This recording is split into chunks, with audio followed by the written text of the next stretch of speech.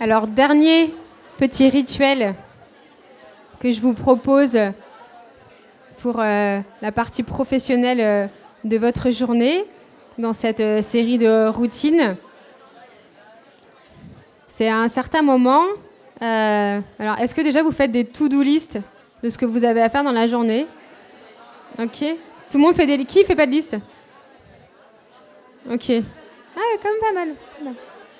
Donc, est-ce qu'il y a un moment de la journée où vous regardez votre liste et vous vous dites oh, je vais finir d'ici ce soir? Ok. Bon, ça m'arrive tous les jours aussi. Donc, dans ces cas-là, plutôt que regarder tout ce qui reste à faire sur la liste, que de toute façon on sait on n'arrivera pas à le faire, eh ben on va regarder tout ce qu'on a déjà fait en fait. Et plutôt que de se dire oh, il reste ça, mais j'arriverai jamais, mais comment on va faire? Il reste plus que 2 heures et tout. De se dire ok, depuis ce matin j'ai fait ça. Waouh, j'ai fait ça aussi. Ah ouais, j'ai fait ça aussi, c'est chouette. J'ai réussi à faire ça. Et voyez votre to-do list à l'envers. Et félicitez-vous sur tout ce que vous avez fait, sur tout ce que vous avez réussi à faire, tout ce que vous avez peut-être fait qui n'était pas sur la liste aussi et qui du coup vous a rajouté du temps. Et vous allez voir qu'en inversant le schéma de pensée, tout ce qui reste à faire, au final, si on ne l'a pas fait, eh ben, c'est pas si grave. On le fera demain ou un autre jour ou même peut-être jamais.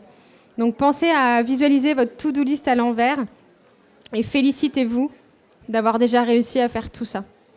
Toujours voilà, s'envoyer du positif parce que ça fait vraiment du bien. Et du coup, on voit la fin de la journée sous un œil différent. Donc ça, c'était le petit partage pour des idées de rituels pour mieux vivre, plus dans la sérénité et la détente, sa journée professionnelle. On arrive à la fin de la journée. Vous allez rentrer chez vous. Qui parmi vous a des enfants? Ok, waouh. Bon, ceux qui n'ont pas d'enfants, écoutez pour quand vous aurez des enfants. C'est précieux. Donc quand vous rentrez chez vous, il est, je sais pas, 5h, 6h, 7h. Vous êtes fatigué de votre journée, vous avez plein de trucs à faire sur la to-do list de la maison, style laver les enfants, faire à manger, ce genre de trucs-là. Et c'est le moment où vous retrouvez vos enfants.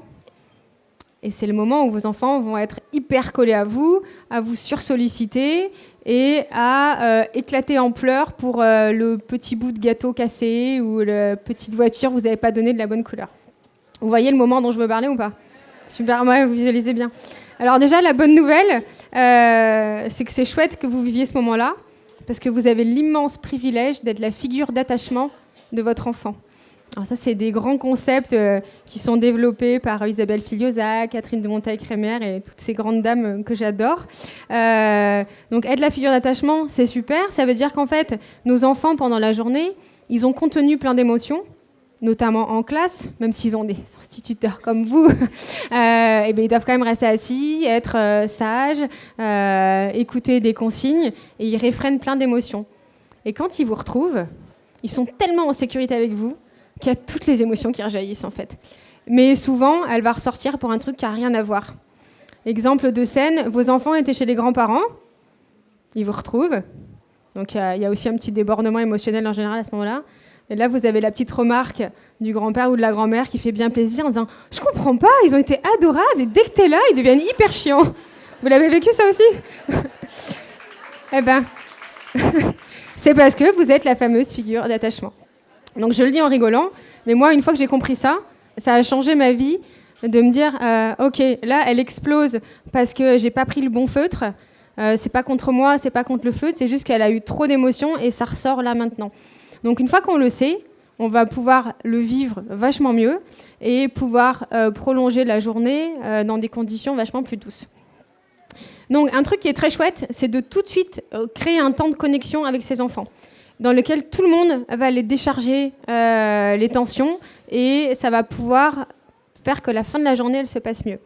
Donc un rituel qui est hyper simple, que les enfants adorent et qu'en général les parents adorent aussi, c'est de faire une petite boum. Donc juste, vous mettez la musique et vous dansez. Ça, c'est facile. Ça ne prend pas de matériel, ça n'a pas besoin de place. Et juste de danser de bouger son corps. On met la musique, on danse là? Non, je rigole.